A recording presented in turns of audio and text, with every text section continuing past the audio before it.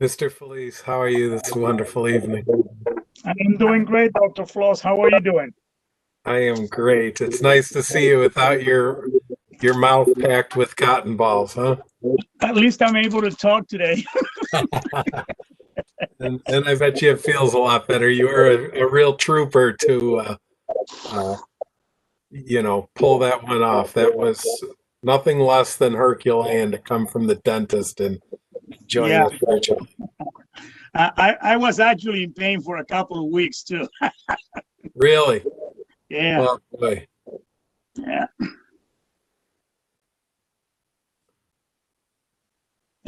Need to find me some reading glasses somewhere. Okay. Kevin, how are you tonight? Hey, good, Marty. How you doing?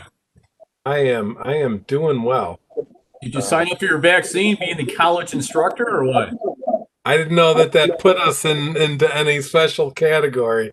It did, according to the state website, Wow. on-site instructors, which means that if you go there once in a while, I guess you would qualify. I would, if that's true, I am going to run and try to get that vaccine as quickly as possible into my body. Well, there's some hiccups, I guess. I mean, there's horror stories of people being online or on the phone for 2.5 hours trying to make an appointment and disconnected, and the state's website's all screwed up. So there's some hiccups at the beginning, I guess. It'll all be worth it, I think, if we can all get that vaccine. So Oh, absolutely. I will do what I have to do our community part, right?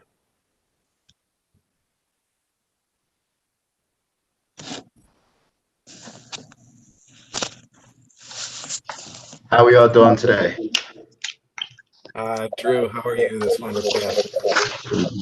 I'm doing good. Thank you for all of your continued support. You've been really important to move everything forward. No problem at all. Glad we're doing, getting this task completed. It's important. So I'm here for anybody that needs help with this in correlation with the task force. So it's no problem at all. Thank you for the quick response to my question. I got lucky, so I was looking right at my emails at that time.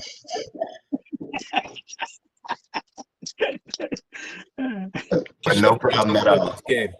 We're lucky to have them. And, thank you. I'm just wondering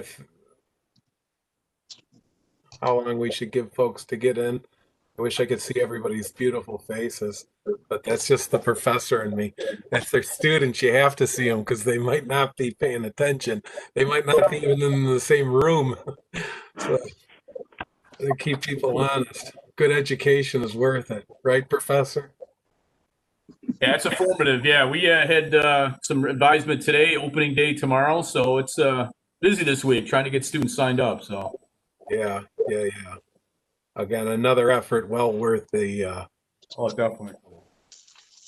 So, I don't know if you want Andrews to get going. Sure. It looks like we're getting a couple more people. Maybe if you want to wait to 5:05, that's fine.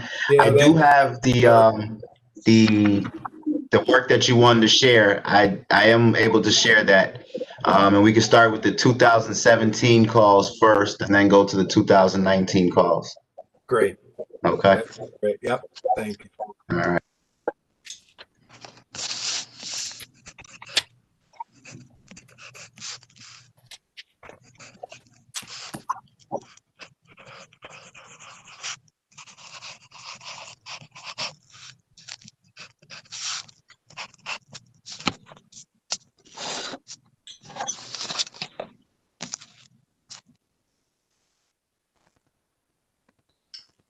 So I hope everybody had a good holiday, and we're all ready to roll up our sleeves and get back to work to our regular virtual lives.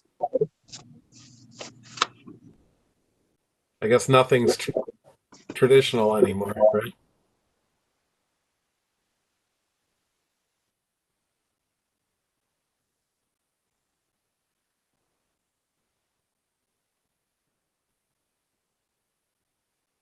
And Joe and John, I bet you have been activities few recent days have kept you folks extremely busy. So thank you for attending tonight. Hey guys, Happy New Year.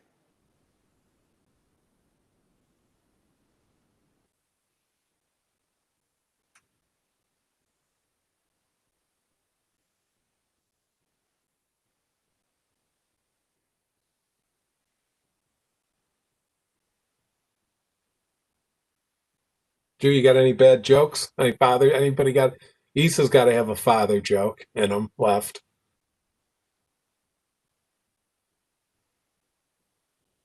Guy walked into a bar, said, ouch. All right, that's as far as I'm going.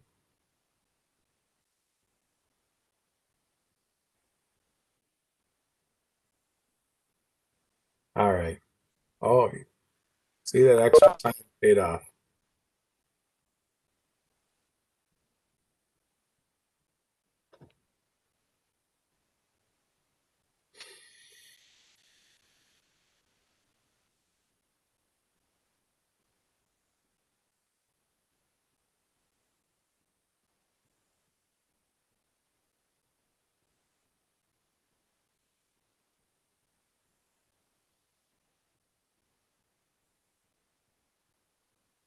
Okay, it's 5:05. Just Andrew, if you could, if there's any stragglers, let them in if they have any issues getting in. But good evening, everybody. Thank you for being here. As I said a minute earlier, I hope everybody enjoyed their holidays, had a safe holiday. I hope everybody's families are healthy and COVID free and has avoided any other issues. Um, you know, we're at a time where we've been working hard, but time is of the essence, and we're going to have to move forward uh, in a pretty organized way to get things done well and on time. And so I'll just take a couple of seconds to make a opening comment, and then we can get through our agenda tonight. But I would start by saying that the events of last week has only increased my understanding and appreciation for the importance of our charge here. Um, we have witnessed history like never before, and I think it shows, again, highlights how important our work on uh, doing our reform well and correctly is, and the serious consequences that uh, can result. President-elect Biden made the comment very clearly that um, we saw a demonstration of how things have been treated differently from the summer stuff to what happened at the Capitol.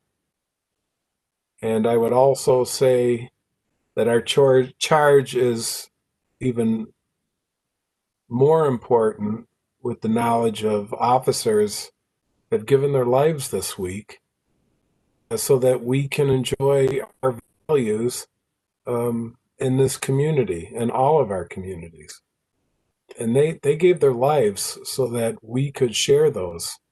And it is literally life and death that we can try to get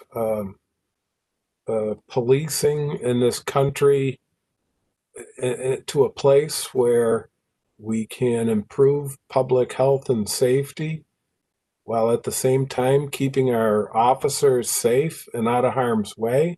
We're all supposed to be on the same team here and working together. So I will just leave it at that and say that I, on a positive note, have been working very hard for you folks.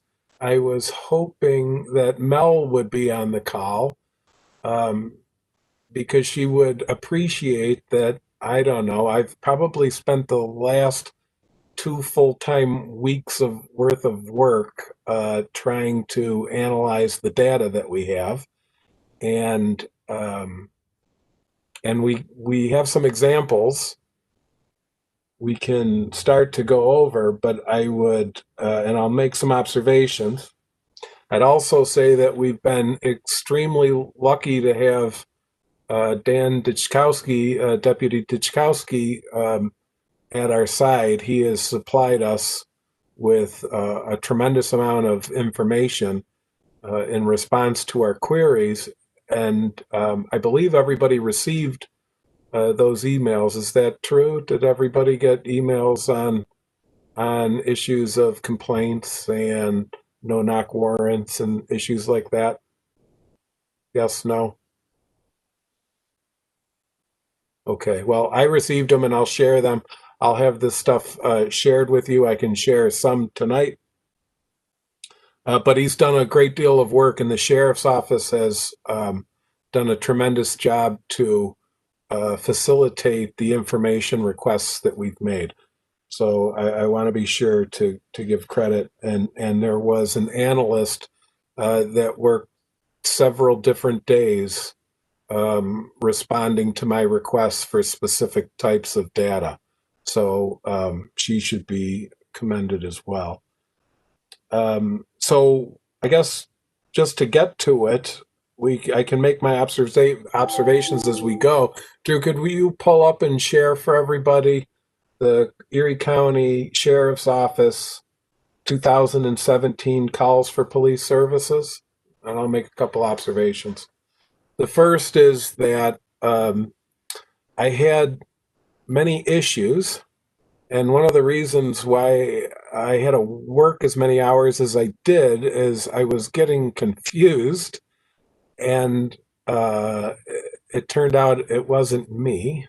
It was the world around me, and it took me a while to figure things out. So, for example, in 2017, this very first table, just all I wanted you to see is that there were 64,000 calls for police services. My problems in analyzing the large data sets was that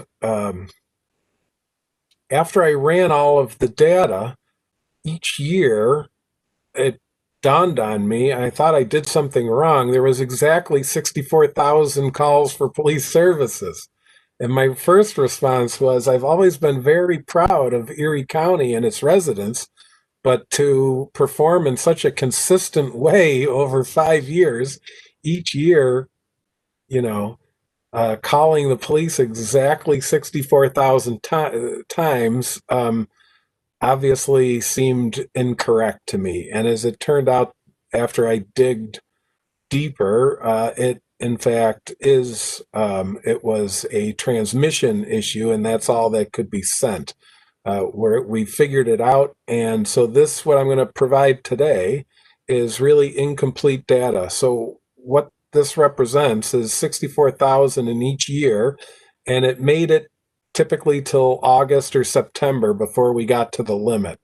And I thought must have done something wrong in my calculations, but it turned out it wasn't me. It was the World Wide Web and how it could send us the information. So tomorrow I'll have the updated data and I'll be able to run these updated. But I think the observations will hold because we have such big, large amounts of data. I mean, we're looking at 64,000. Andrew, could you go scroll down, please?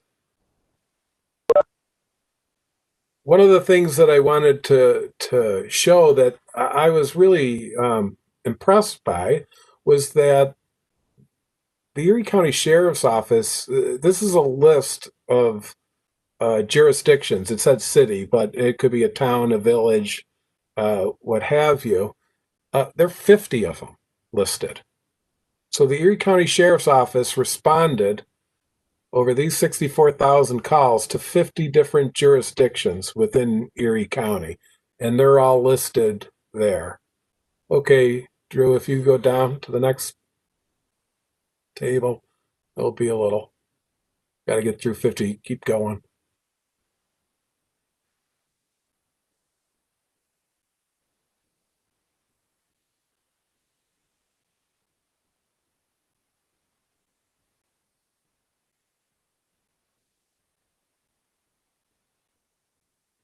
That's just a pretty picture of those. So Buffalo, Clarence, Eden, those Grand Island, the ones you would think those were associated with the highest number of calls for the Erie County Sheriff. So that kind of makes sense. Next one.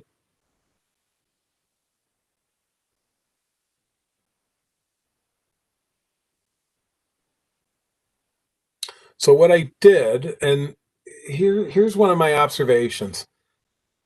While it seems very simple and straightforward, I guess I had just, even as a professor of criminal justice, never kind of quite thought about it exactly as the governor's guidebook had suggested. And that is, if you want to look at the role of the police, look at what the citizens call them for.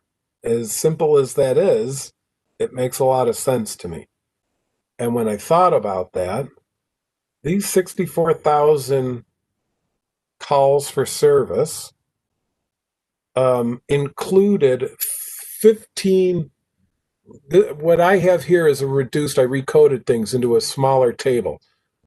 But the different categories for calls of services was a single space table that was 15 pages long, just of the categories of which you could call the police for, that people did call the police for, that the 911 dispatchers had a code for. There were hundreds of different categories that went into those 64,000 crimes or calls for service. I'm sorry. And so the first thing I want us to, or I thought of, especially in regard to the Erie County Sheriff's Office, is just how much they're asked to do. I mean, if you look at what's the function or the role of the police, that's a lot of different things that they're being asked to do. And so that was just my first easy observation. And you can go down in this first column to the right, the frequency, that's how many calls for each of those there were. The next is the percentage out of the 64,000. And we have this for 2015, 16, 17, 18, and 19. So I'll get all of this to everybody in the task force.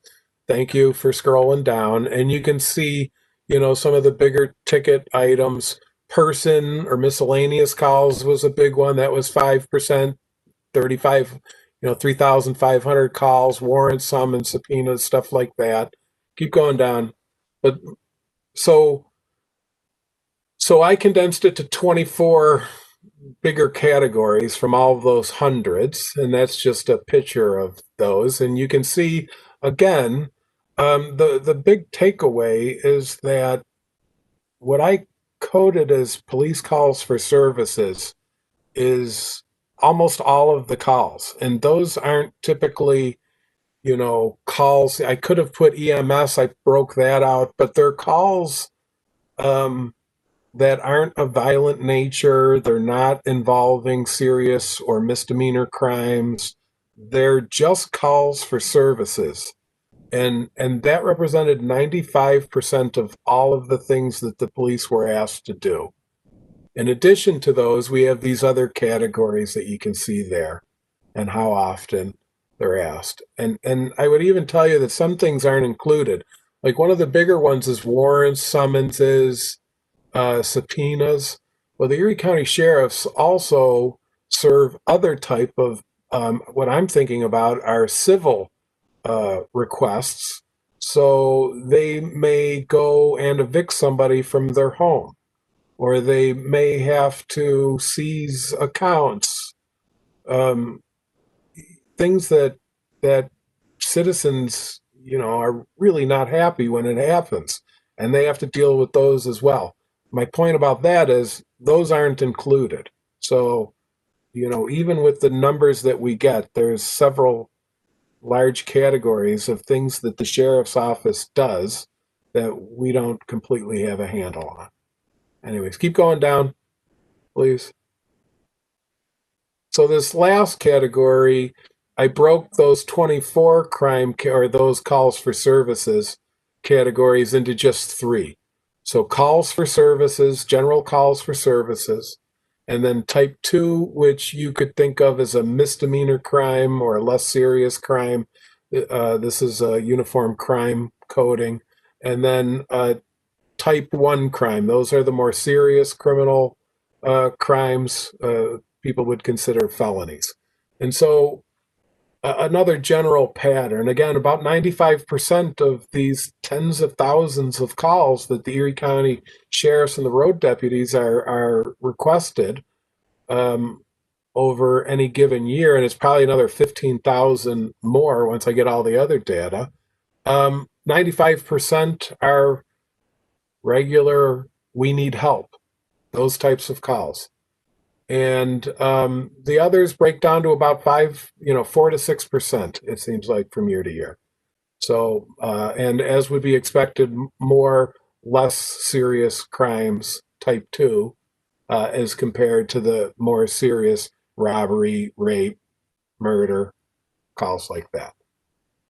Okay.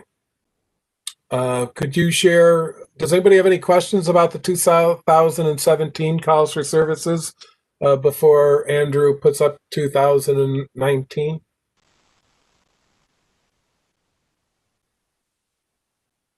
We good? Okay. Hopefully I put it together in a way and it looks nice enough that you just didn't have any questions. All right. 2019, Andrew. Beautiful. See that funny thing? 64,000. I'm telling you, that was 2 days of me banging my head against the wall trying to figure out what I did wrong. I thought I kept taking the same data set instead of going from year to year, but it turned out I didn't. Okay, so next one, same thing, 50 different jurisdictions that that the Erie County Sheriff's Office provides services for or responded to a call. Many of those you can see in one of the categories, it's assist, and that is when another agency requests assistance, and that's a fairly sizable amount. So, Andrew, if you could go down past city and get to the next table, please. And again, all these will be there. Again, Buffalo, the city of Buffalo, 17% of the calls. Clarence, 12%. So you can see some of the other towns.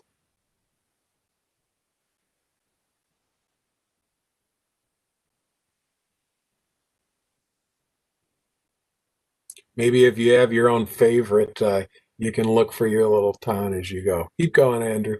We'll go to the next table.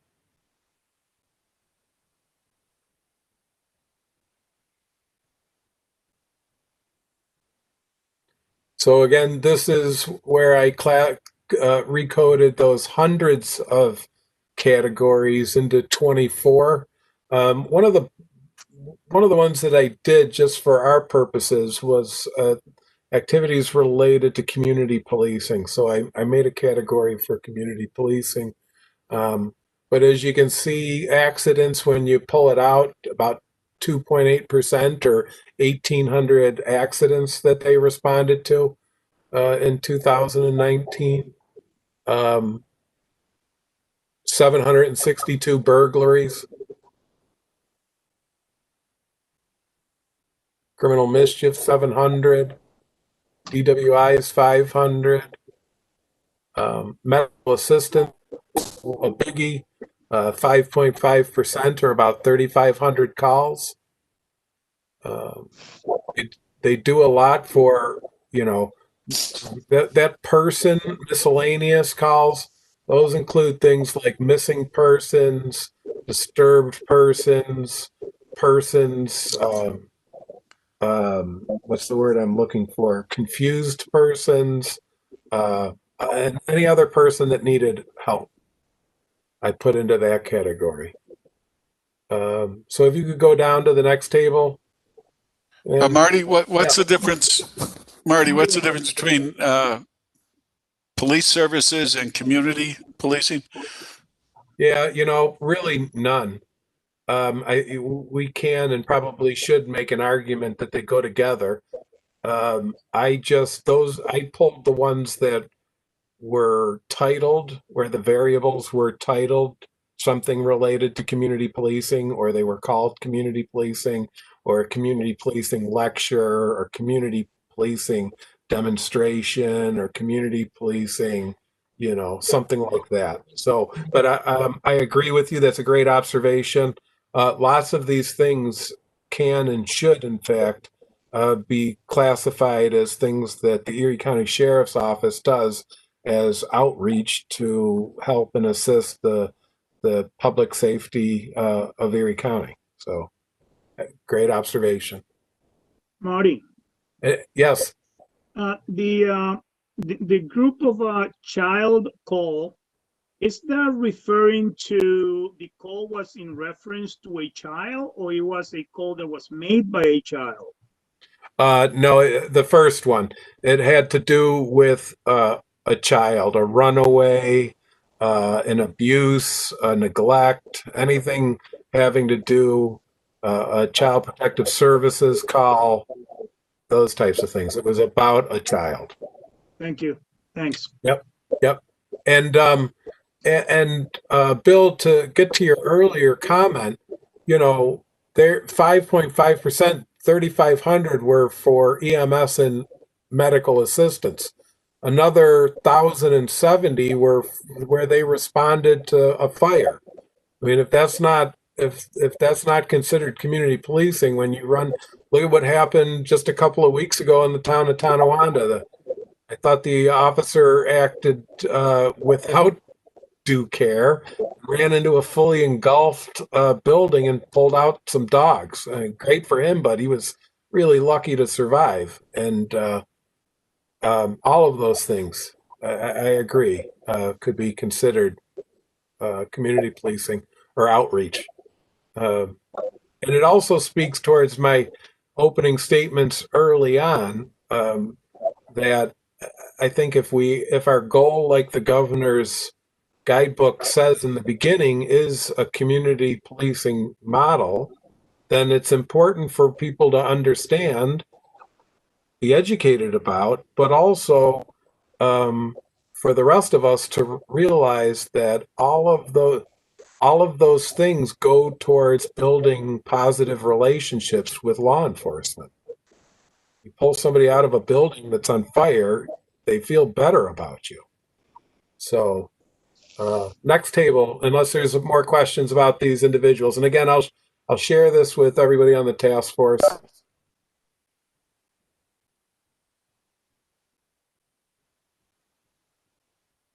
I'd also say that one of the things that was different, I've done this for other jurisdictions and local police department, and you don't usually get a category about a helicopter or an aircraft or some kind of amphibious marine boat that needs to climb mountains.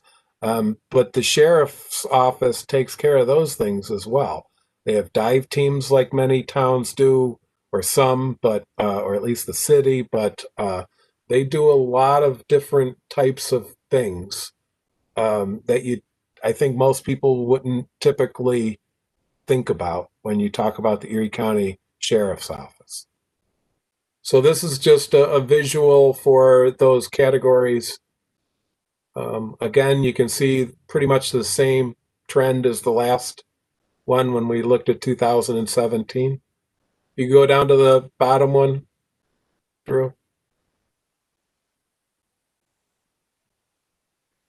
And again, here's 94% are calls for services, 3% are type 2, and 1.3%. So we're at 4.3%, right around that 5%. That seems to be pretty constant. So 5% of more serious crime-related calls.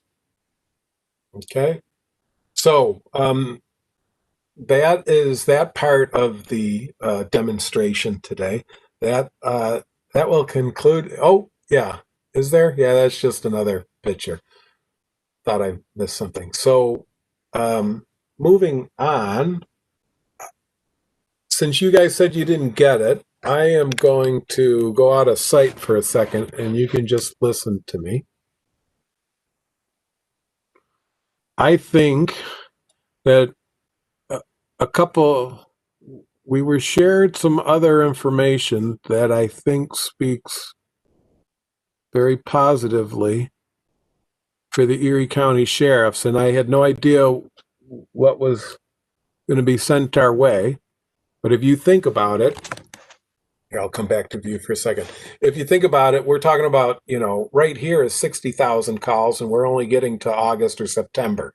So we're going to have more once I get the updated data tomorrow. So we're talking, the 3/4 of the way to 100,000 calls a year by these road deputies.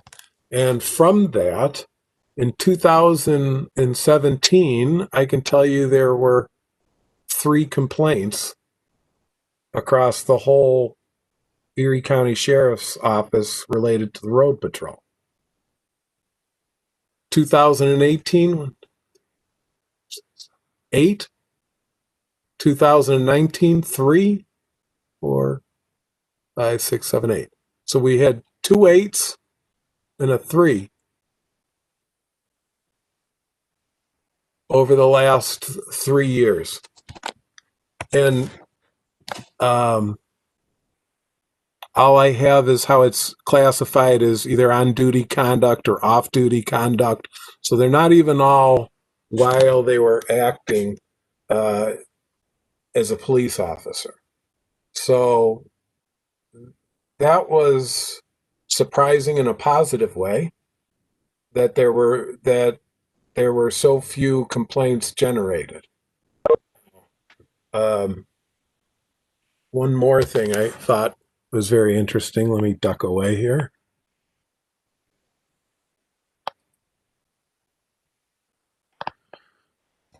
So especially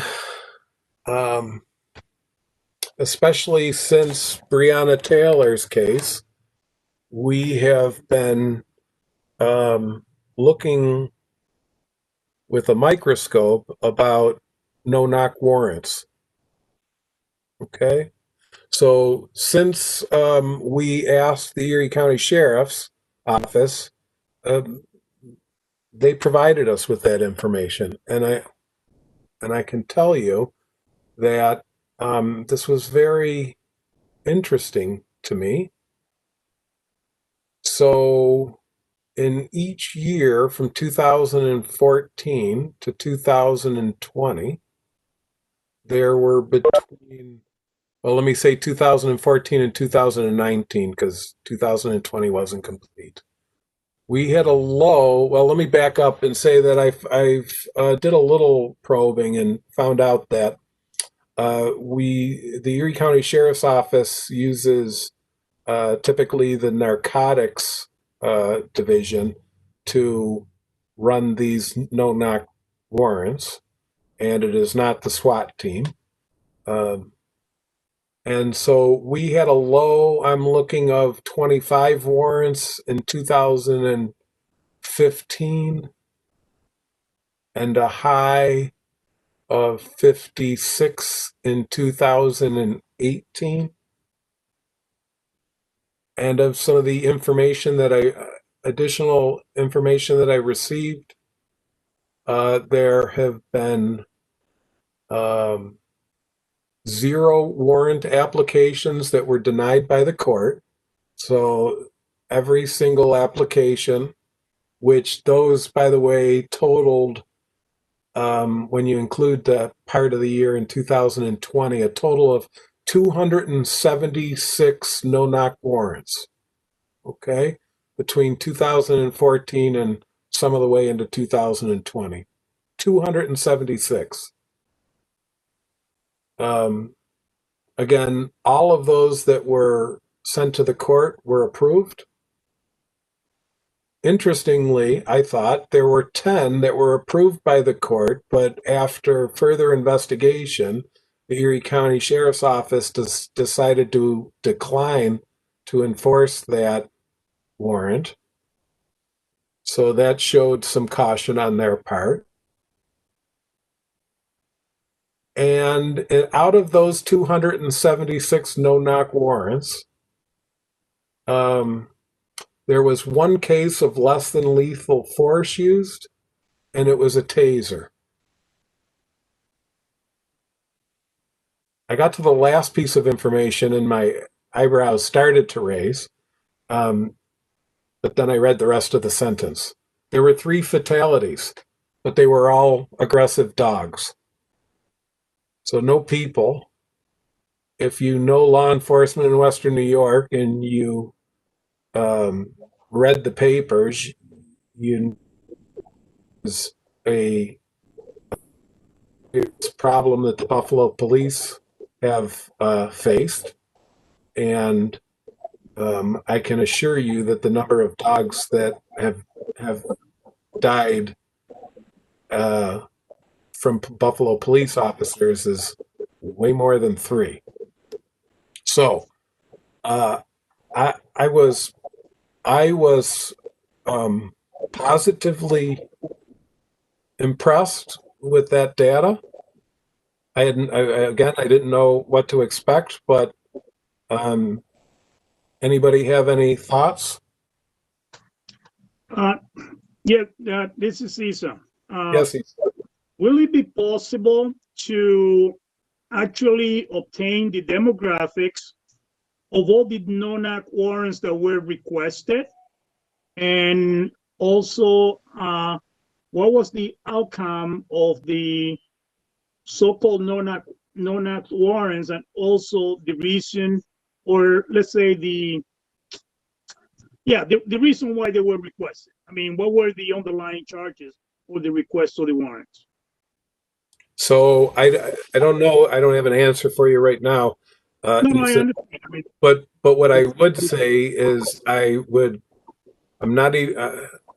think it would be it would take a great effort to get that information. I don't think that we would be able to get it in such a short time that we'd be able to act on it for our draft, but that doesn't mean that we can't make that as a recommendation that information is searched and considered.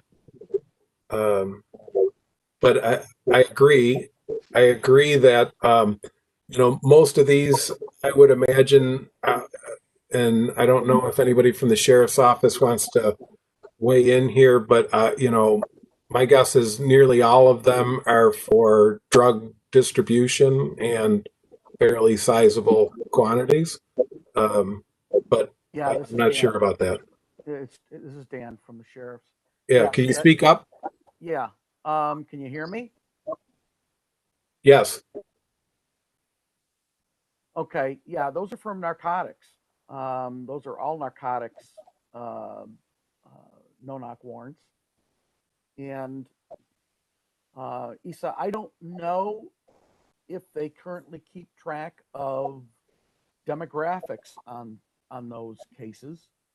That's something that we haven't been doing, and neither is the state of New York. For instance, DMV, we couldn't even tell you the demographics of the people that we pull over and write tickets to, because the state doesn't give us that information.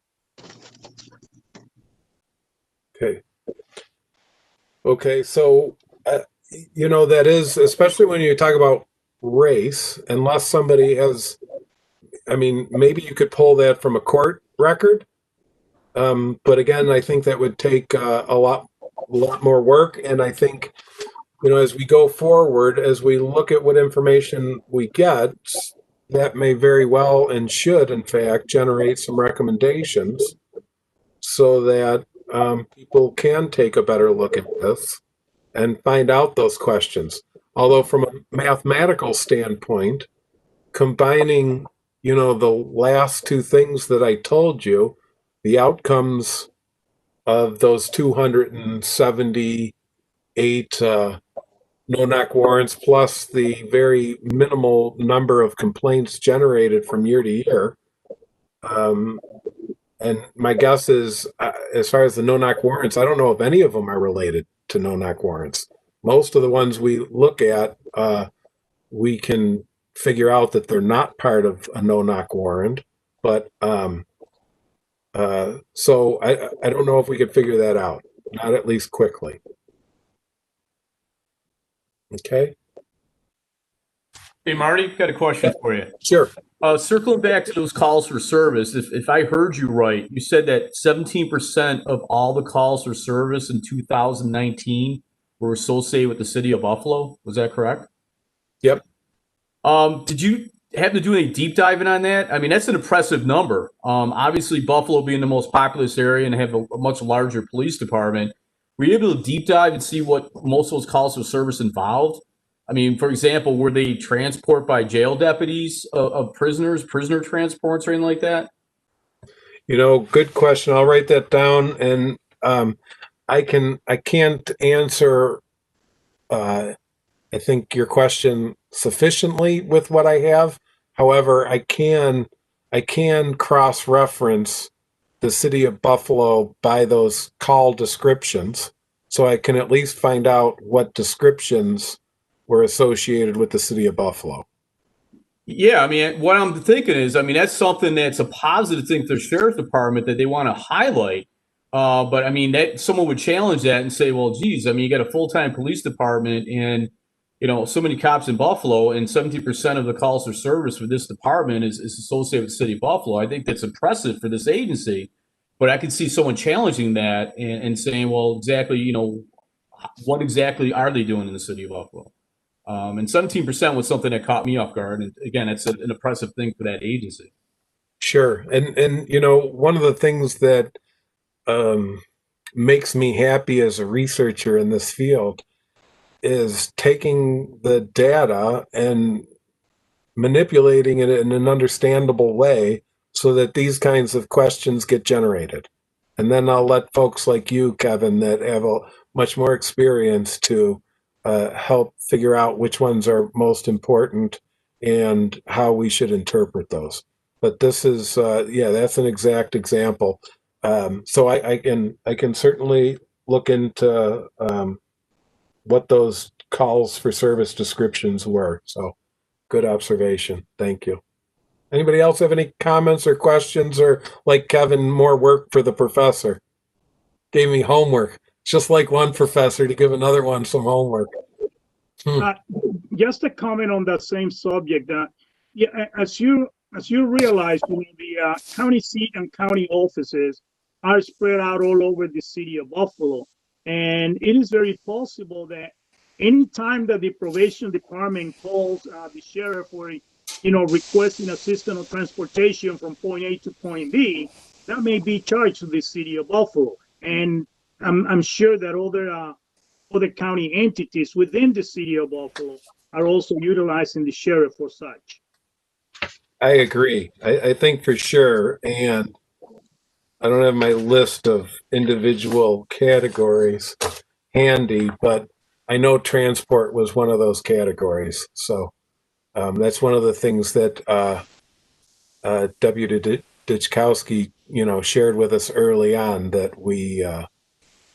that they do a lot of things that other police agencies aren't responsible for, and transport is one of those. And Marty, this might be diving down too deep into the weeds here, but Kevin got me thinking, how about calls for backup?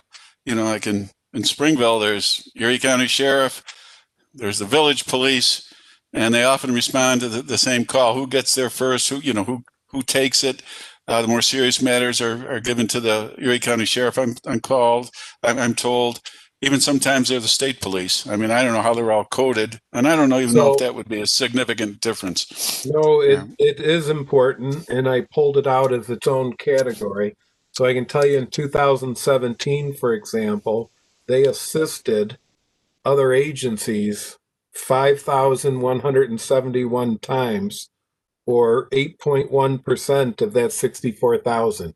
It's a big ticket item. Okay. They get calls for assistance often. Thanks. Yep.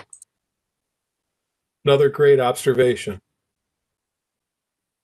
I knew I loved this task force. Marty, it's Dan again from the sheriff. Yes. Marty, look at we had deputies assigned to the city of Buffalo to assist them.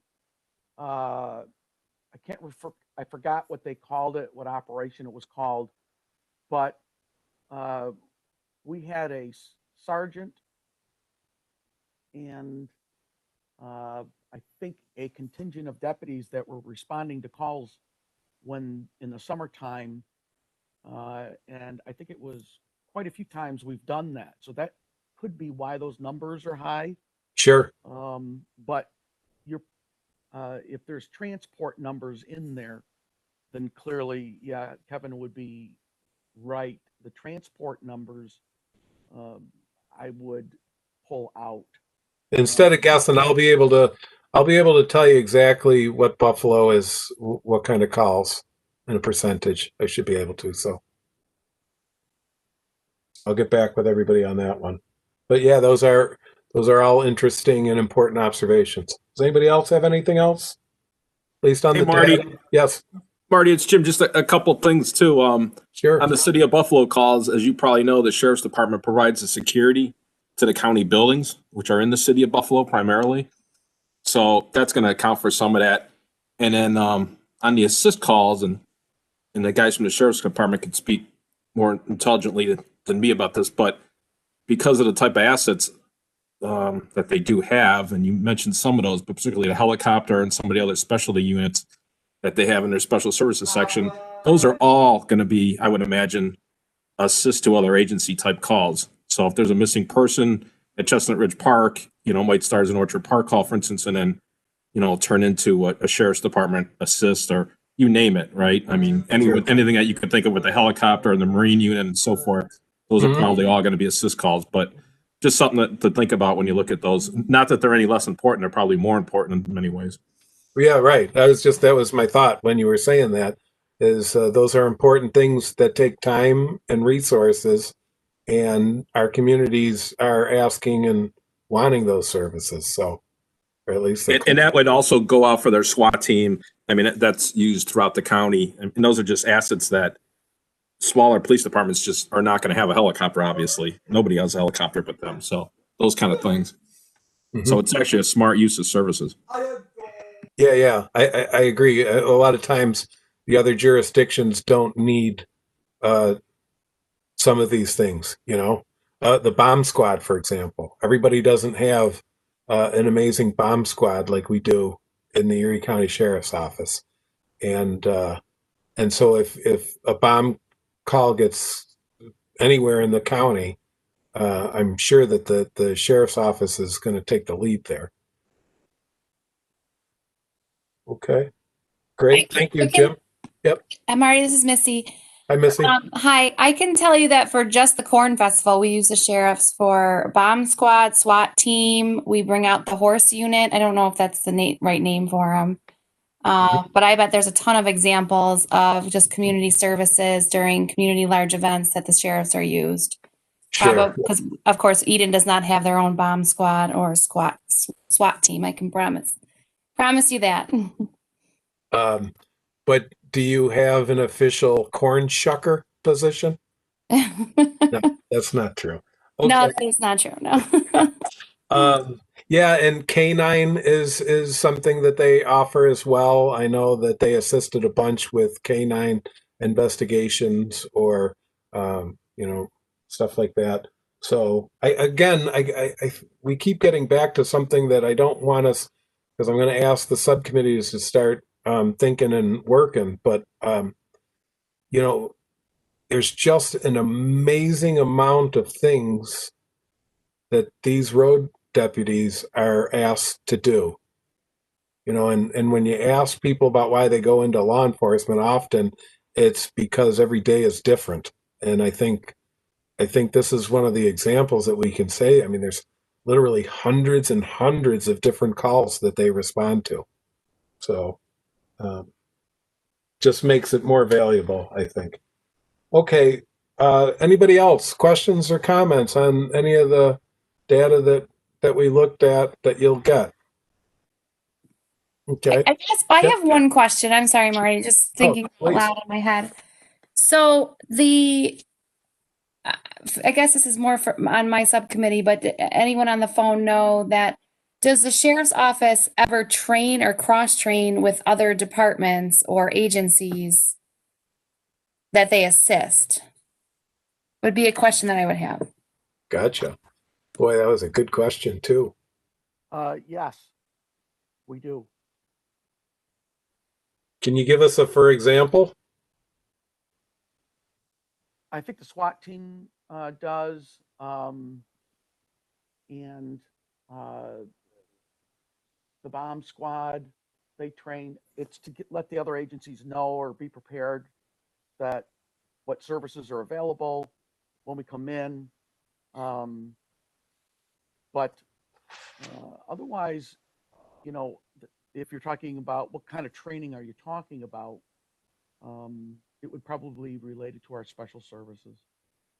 Yep, maybe traffic as well. But you just reminded me. I know I'm bragging a little here, but two of the graduates of our master's program in criminal justice administration at Hilbert had an interesting story. The first time that we increased significantly security at sporting events. One of our graduates was debriefing for the state troopers, Bob Gardner, and the other one was debriefing for the sheriff's office. And one of them, the one from the sheriff, went up to the other one and he said, "Hey, aren't you that went into this program?" And he's like, "Yeah." And they commiserated that they were alum together and both overseeing the security of the stadium. And I thought that was a huge feather in my cap, so I'm bragging a little. But that is another perfect example of them. They were having a training session and debriefing afterwards as well, and they did it together, and that was the troopers and the sheriff's office. So certainly they do that, Missy. Any other questions or comments on the data stuff? Any requests? I mean, I got a couple, but would you like anything else? Am I providing you, do you think, with, I think it gives us a good basis to talk about documented facts in our response. So I'm appreciative of that. Because again, I don't think that what we shared today is necessarily what is typically viewed on television. I don't think they portray the same picture. What we're seeing here tonight, and I didn't know what to, I mean, I had some ideas, but this was the first time I did it for the sheriff's office, and they're busy, and they do a lot of things, and they help a lot of people. So, but we need to hear from those people. So, moving on to the next issue, I asked Drew, we have that citizen survey ready to go, but I guess one last go around, Andrew thought we could put it on the county's website. We could also work to sending it to people like Bill and Missy and the other jurisdictions and ask you to send it out to any citizens in your jurisdictions. And maybe put I don't know, a 10-day limit or something, 2 weeks. I don't know what our time limit is, but I know it's not that long. I guess if we did 2 weeks, we could probably still be working on our subsections, which I'll get to in a minute, but and then kind of backfill once we get the citizen surveys in. I'll analyze them and get you what people said. So that's one. Anybody have any comments on that distribution plan? I mean, it'll be a link, a QR code. Takes 5 minutes to fill in the bubbles. You saw the questions. They're directly related to this reform. Are we good to go? Marty, I think that's a good idea. That's an excellent idea. We talked about that. I have two comments. First of all, the Erie County Hazard Mitigation Plan is doing the same thing. They have a survey out there that they're pushing out to the municipalities first, and then asking municipalities to share it with stakeholders such as schools and hospitals and fire departments. So there's a survey out there like this, and that's the the sort of the pattern we're following. Okay. Second of all, I didn't see the survey. I don't know. Did I miss it? Was it sent and I just didn't get it? We'll get it out again, but I know we shared it. We had it up. We had two we picked from, and everybody looked at them, and y'all threw mine out the window and picked the other one, which I was fine with. Quite frankly, I'm using it in other jurisdictions. I just like teasing myself. So we'll get that out. Andrew, could you, if you don't have the copy of that survey, I could get it to you, but could you make sure we get that out to everybody again so they can see it? Make a note. Sure thing. Not a problem. Thank you so much. And then Marty, you want us to share that with all the other municipalities then, correct? Villages, towns? That's what I'd love to do. How we do that, I guess, is my question to you. Oh, that's not a problem. We'll get it out to them. I just want to make sure. And then when Andrew sends that out, if he could just put the end date so we get the right instructions out. Beautiful. Great. Excellent. Thank you so much. That's great. I forgot you guys are all associated, so use your little listserv. So this is Bill again, and a follow-up on Missy's question. Do you want the municipalities to push it out? Last time we discussed like to the fire departments. Should we push it out to the school district? Fire departments, hospitals, or something like that. Or I am, as the researcher, I am advocating that we get this out to as many Erie County residents as humanly possible. By doing that, we're going to have our best opportunity at having as diverse a sample as possible, that we can get a generalizable understanding of how the citizens of Erie County truly feel, however that is, and what suggestions and recommendations. So yes, my suggestion is anybody that we could get it to that's an adult, we should be trying and then hope for the biggest sample that we can get. So Missy, maybe when you'll send that out to all the association members, maybe, and put a note on to have each municipality, village, or town push it out again to like their fire departments. If you have community centers in your town or your jurisdiction, that will be a perfect place for the survey to be distributed. Yep. So I'll mention all of that when we push it out to the association. That's excellent. Any kind of organized place that we can capture emails, senior citizen centers, whatever, Boy Scouts, I don't care. Get it out to as many people as we can so we can, do the will of the people and report on not what people think or rumors but documented, scientifically based studies. And that's what we'll be doing. So excellent. Then moving on, and I think I'm going to have to defer to the sheriff's office on this one, but I have the survey in an electronic format now for the road deputies, for the officers, and we need to get that distributed. I think I heard one suggestion that if we could get the support of the union, that would go a long way to getting people to fill it out. we're certainly not able to force people to do stuff.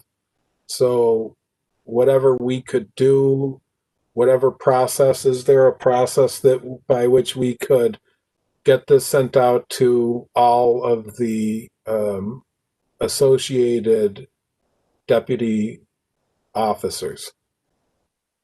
Marty, this is Dan. Yep. I will give it to the union president and have them put it out through the union listserv. I think the patrol deputies would be more willing to participate if they did it from their private versus using a county computer, because they would think that they're being monitored then. Sure. I think that's what we have to be cognizant of, again, as a, we're trying to make this so that people will honestly give their opinions. And one of the reasons things up that I have is that all of the responses will go directly to me. They won't go to the county executive's office. They won't go to the sheriff's office. They won't go to the union. They won't go to the president. They won't go to the governor. They won't go to anybody but me. And there is no way in hell that I would ever violate somebody's, personal integrity or their identity.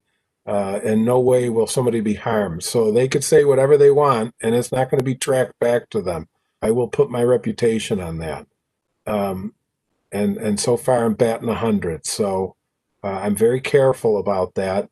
And I want to say that, and I want to get that out in our introduction, and I want the president of the union to understand that, because I truly believe that this, and Bill and others have mentioned this, that this might turn out to be some of the greatest source that we get for suggestions and recommendations for improvement.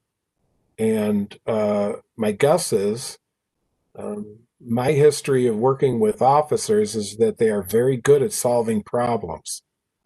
And if we can turn it onto their own lives and experiences, that I I am willing to bet, and I'm not a betting person, but I'm willing to bet that we would get some really helpful information from the deputies. And it's just going to come down to whether or not they feel safe and trust filling these things out. So Dan and anybody else that has any influence in this arena, we need to convey that, again, this is going to go to me and nobody's going to be identified, and they can feel free to say anything they want, and they'll be protected. Okay? I will myself and that Deputy Detective Walzak will be helping convey that message. Thank you. I greatly appreciate that. So we'll have to, why don't we do the same thing? We'll figure out the same date, 10 days, 2 weeks, something like that. And we'll put an end date on it. Missy makes a good point, and then we'll have clear instructions on what to do and how to do it and when it needs to be done by. And if we could do that, that gives us, 10 days to 2 weeks to move on to the next part of our agenda, and we're running out of time. So I would just say this, that what I am hoping is that we can form once again our subcommittees. And is it possible, is it too much for me to ask those people that just got their groups together last time, if you could do it again this time? You don't have to lead things, but if you could at least call the subcommittee to schedule a meeting. I believe I did the first subcommittee, and Bill, you did the second one, and Kevin did the third one, and Missy, I believe, did the fourth one. Is that how it worked out? So my thought is, and this is what I wanted to spend a minute on talking about, my thought is that we reconvene as subcommittees, go over our sections again. We know now what kind of information we're going to get or what information we did receive. And Deputy Ditchkowski is, and sorry for the American pronunciation there, Triple D. But anyways, that, teasing you, I just lost my that we reconvene and that we think about what information we got. And Dan is still working on, we asked him for 75 things, so he's been working real hard and has done a great job, but there's more to go. But we know what we asked for, and he can give us a summary. Some things are going to be kind of shorter responses, like no, we don't do that, or no, we don't have that, or yes, we do. But other than that, he'll give us some data or information about our requests.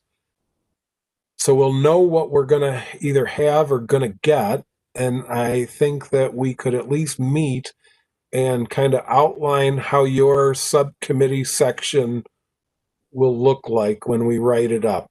I think we could also have a conversation and maybe we could pass it around, but probably have a similar structure. We already did that, quite frankly, with our request. If you remember, we organized it along the 4 sections that Judge Murphy suggested at the beginning that relate back to the governor's guidebook. And then we could kind of follow some structure, like these, subtopic areas, data collected, findings, and recommendations, something like that within each subsection. And then we would be able to at least get this organized so that when we have the data in the next couple of weeks, we'll just be able to write about what we have. Does that make sense?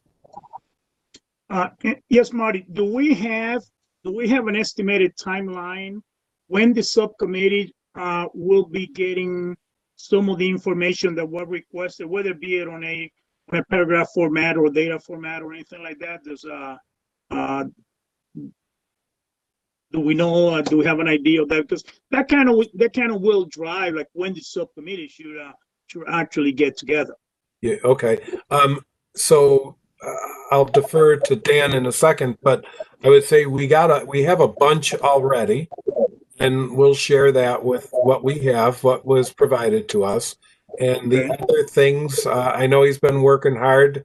Dan, I think some of these are going to go into a couple of categories, like, yeah, I can just tell you the answer now, and then there's going to be some where I can get it to you in the next short term, and then there's probably some that we're not going to have in time because maybe it's not collected. So Dan, could you give us any guesses to how long it might take? It shouldn't take too long. And that's exactly it, Marty. It's going to be stuff that we can, either we don't have, and because we just have never extracted that data, or we don't provide or perform those functions, or we do, and I'll provide the information. I've noticed that some of the questions from the different subcommittees are kind of the same. Yep. And so That's true. I will probably put C number, 55 for the answer. I'll do that. Yeah, please don't duplicate. I'm not going to duplicate the answers. Yeah. Okay, great. So can we think maybe what is retrievable might be retrievable in the next couple of weeks? I should have pretty much everything to you in the next week. Okay, so I'm gonna cut you some slack, and I think we should plan on 2 weeks. But I'm wondering the body's thought about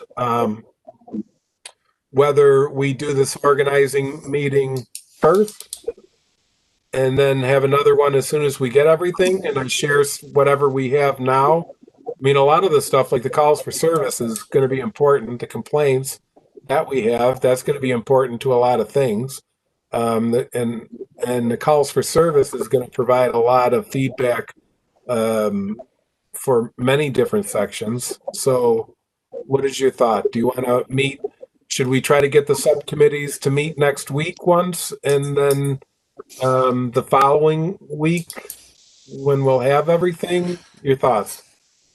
Marty, this is Bill. I'm thinking that from the way I'm thinking about how we should proceed, if we get the answers to the questions, and if we review, now we have the data, which is excellent data, Marty. You know how you started this meeting, the information you provided there was excellent for all of us. But then I'm thinking if we could have the results of the surveys, then we'd have everything. And then if we could meet in the subcommittee, we could review all of that and certainly come up, review the data and come up with our findings, as you said, and then sort of formalize our recommendations, and then have our all at the same meeting. I don't know if that's possible. Okay, no, it makes sense to me. I'm thinking we should be shooting for a total, of having a draft in about 6 weeks.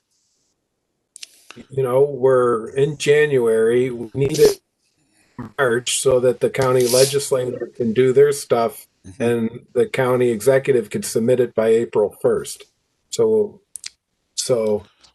that's just my only comment. But I think that's a great plan. What does everybody else think? Yeah, I agree with Bill. It sounds more efficient to do it his way, definitely. Yep. Okay. So, Andrew, do you want to schedule? Can we all think about a 2-week meeting? 2 weeks from maybe today? Does that work for folks? Let me look at my calendar before. Works for me. I've been asked to oversee the graduate program, so no, you don't have to call me Dean Floss. However, just since we started this meeting, I've had 10 different texts. I was thinking Dean Warmer. Yeah, or who's the other good one? I shouldn't mention it. Anyways, all right. But he's a good one, Dean Warmer. Okay, so that would be No, I have something from 6 to 8. If we wanted to do it earlier, I could, but I don't think we probably can. Wednesday is fine for me. The day before is Martin Luther King Day, the 18th. Well, that's next week. Oh, We're looking at the week of the 25th through the 29th. Oh, I'm open. Tuesday, I'm good. Well, I believe that on that Tuesday, the advisory board for the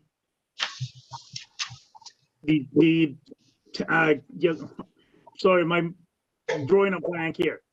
There is another meeting, another board that meets around the same time that you're attempting to meet. Like the public safety or the corrections one? Yes, we'll meet probably around on the same day. Okay, well. If we can move it to Wednesday, that will be great, or Monday will be better. Anybody else? Will the surveys be done by then? Probably not. Should we go another week out? I mean, if we didn't even put the surveys out and we're gonna give that 10 days, it takes me a while to analyze this stuff.